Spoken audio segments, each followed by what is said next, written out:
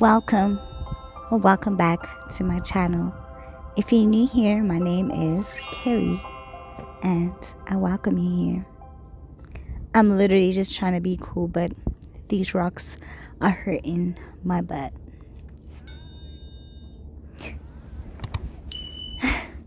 Now that's much better. This is the evolution of being Kelly. I wrote a little story about my life just so that you can understand who I am and what this channel is about. The intention is to heal out loud and to really tap into my authenticity. Sometimes that looks cute, sometimes it hurts, sometimes it's a mess, a beautiful mess, but ultimately it is my life. And I choose to embrace that. And so I call this little story that I'm about to read to you guys the evolution of being Kelly. Suli, a shy little girl who loved cartoons and singing. She grew up in a huge family, the first grandchild. All she needed was love, gentle care, and to be seen. She had a hard time expressing herself because as a toddler, her curiosity was often shamed. Her curiosity would often get her into trouble. So she quickly learned that expression leads to criticism. Still, she loved to sing and she would grow up singing in church. She was celebrated when she sang and when she achieved. In school, she quickly learned that distinctions equal recognition. She grew up afraid of being wrong because every homework session would more often than not turn into a crying session. She experienced anxiety early. She would lose things at school, socks, stationery, misplaced school shoes, and I would really get a hiding for that. She'd be told, "Don't come home without getting that sock or that shoe or whatever it is that you lost." So every drive home would turn from excitement of being with friends to anxiety and fear. My good marks were good, but never really good enough. And soon she became a perfectionist, a standard she later learned that she wouldn't be able to reach. She learned to walk on eggshells, becoming a perfect people pleaser just to stay safe. This worked for a little while, or so she thought. Suli lost her dad at 15. And I say Suli because this was a nickname my dad used to call me with. And when she lost her dad, she realized that nothing lasts forever. She found journaling comforting, but that privacy was very quickly invaded via interrogation. Her inability to express herself and her grief became overwhelming. Trigger warning. And she attempted to take her own life. She failed at that and survived. Tough times, but also memorable. Facing harsh growing pains, her motivation was to make her dad proud. That kept her going. Religion taught her that the dead know nothing, so she'd always known that there was this gap that she just couldn't fill. She was taught not to grieve for too long because that's kind of hypocritical. As a Christian who believes in the second coming, you don't want to cry for the dead for too long because you know one day you'll see them again. And that is how her thyroid issue began. Aside from the grief, she strived to do well. She passed high school and then faced another challenge: financial responsibility. With no lessons, just warnings and projections. You're gonna finish your money. You're irresponsible with your money. But then she went on to varsity and completed.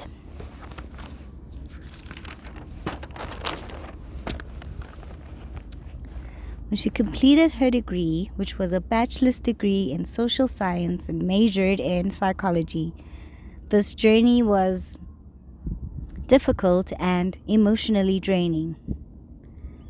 She quietly continued her journey with depression, embracing this new world while navigating new challenges and societal pressures.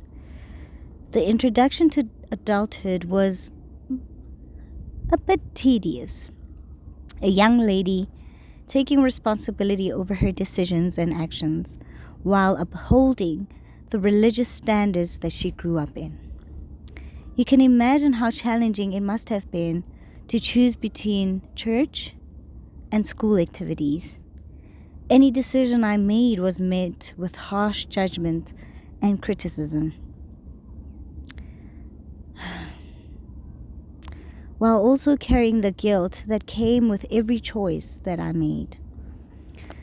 She made new friends, and her relationship with her high school friends and church friends changed. She was hardly around, and they made her feel it. They loved visiting, but they wouldn't leave without judgment. They'd share inside jokes, and if I wanted to ask, "What's going on? What's that about?" I'd always receive a, "Oh, you weren't around. You never around lately." Little did she know, this was the beginning of her realizing that she cannot make everyone happy.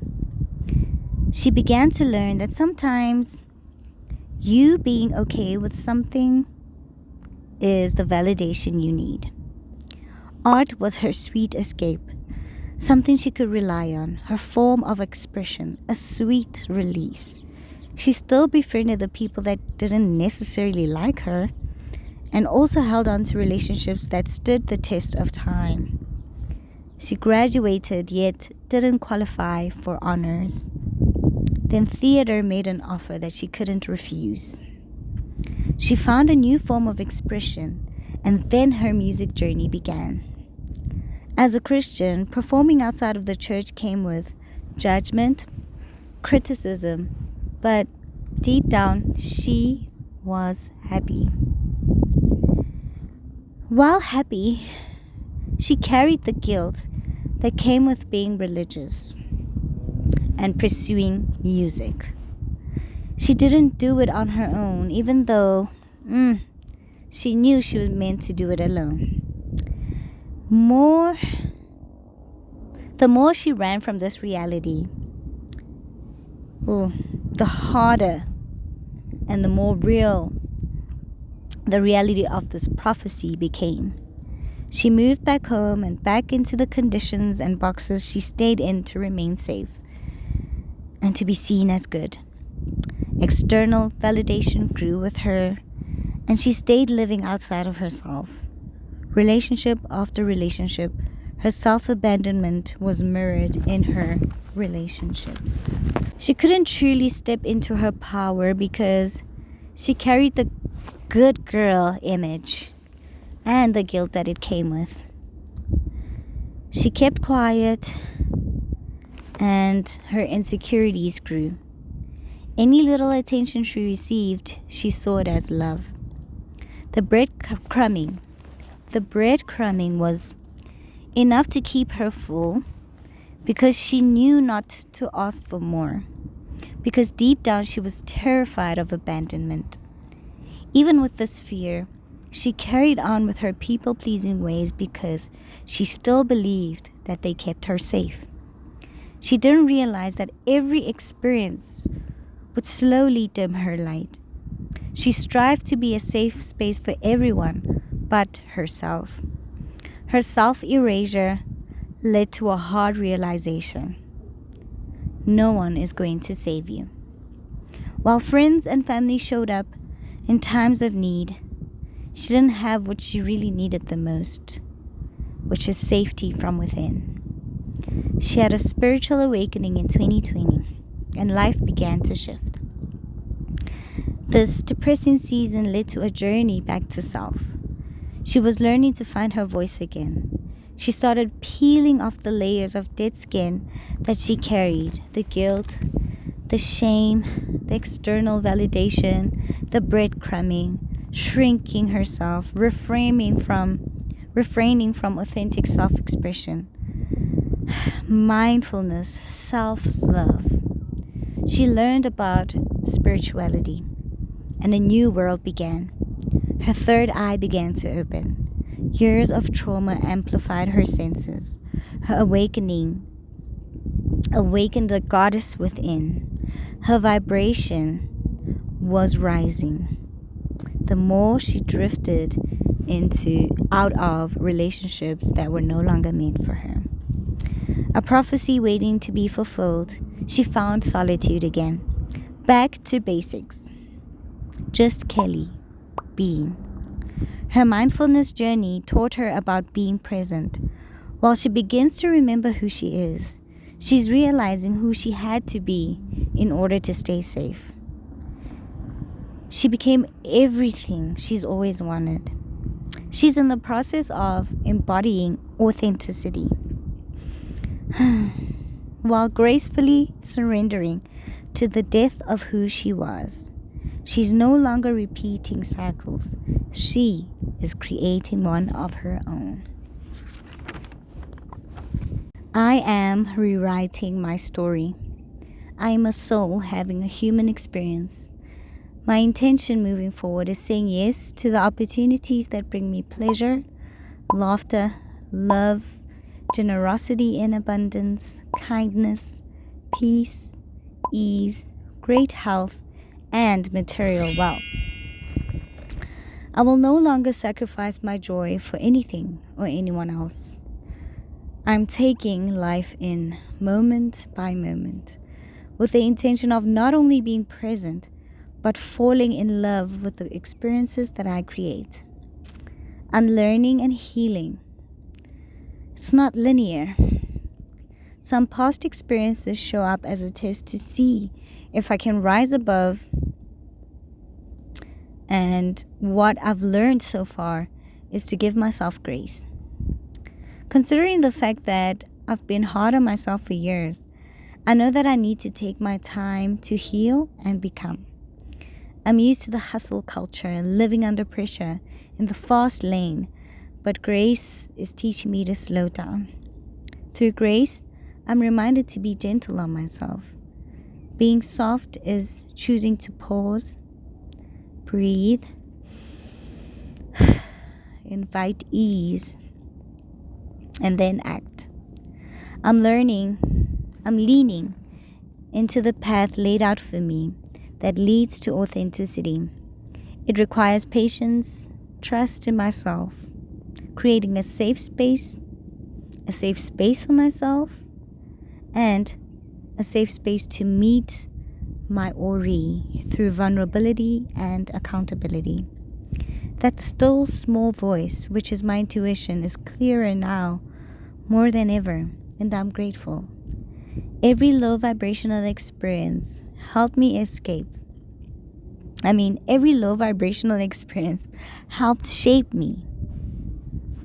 While some experiences burned, but like a phoenix, I choose to rise. Here is a clear description of the new beginning. A love that knows no bounds, that travels to the depths of darkness to remember my purpose. A love that covers me as I peel off the layers of societal traditions that I have created or that have been imposed on me. A love that is safe enough because it comes from within. A love that meets my flaws with intimacy and eroticism, because I learned that every flaw is my superpower. I've experienced bad so that I can identify good things when they're on their way. I'm grateful for solitude. It teaches me so much of myself that I chose to bury under the guise of being likable. However, I'm truly lovable. I'm happy to be me. I understand why my parents named me Kilebogile Boitumelo. Gratitude has led me to fulfilling experiences, and happiness invites more happiness.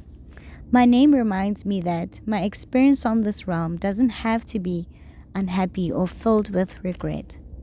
The best route I know is the route that leads to enlightenment, abundance, and fulfillment. It looks like taking power in my hands and choosing. And for once, for the first time ever, I proudly choose me. I choose happiness. I choose gratitude-filled experiences. I choose art. I choose creativity. I choose music. I choose breath. And I choose movement. I choose nature, the gift that keeps on giving. A reminder that when you are abundant, those around you are abundant too. Giving will lead to receiving. And the more I have to give, the more I have to receive. Nature is rhythmic. It reminds me to go with the flow, seeing every stumbling block as an invitation to pause and reflect before flowing again. I'm mindful of every season I go through. I'm present for every season. And now I'm in the season of nurturing. My energy is my prized possession, and therefore I use it wisely. I water my being. I water my essence.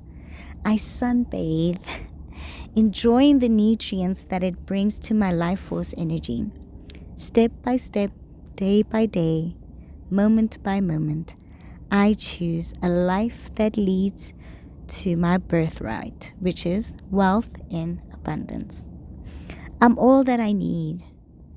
And this knowing leads me to a path that is for my highest good.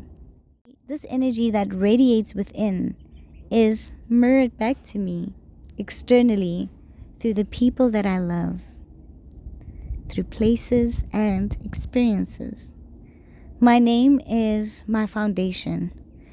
Any experience that does not have boitumelo or gratitude is not for me to dwell on. Kilebogile is my mantra because gratitude starts with a great attitude. And what's more gracious than boitumelo? A life led with joy leads to more joyful experiences. I am rich because I am Kilebogile Boitumelo. It is written in the stars, engraved in my heart, that this life experience, will be the best one. I know this because I make it happen. The end. I really hope you enjoyed or you found this very open and very vulnerable story of mine relatable to some degree. I think for me, being a recovering people pleaser, it's often so challenging and so scary to open up about who you are, but I realize that this is my first step to be honest about who I am, where I come from, and where I'm headed, because that is the true path to authenticity. My intention with this channel is to unfold in front of your eyes, mostly for myself and for the divine reflections that live across the world that know exactly what I'm talking about as a Black firstborn daughter. You know what I mean about that. If you know, you know. And I am in my 30s, and I realized I don't need to live life in a box or in a shell anymore. I choose the life that I create, and therefore I'll create a life that best reflects who I am.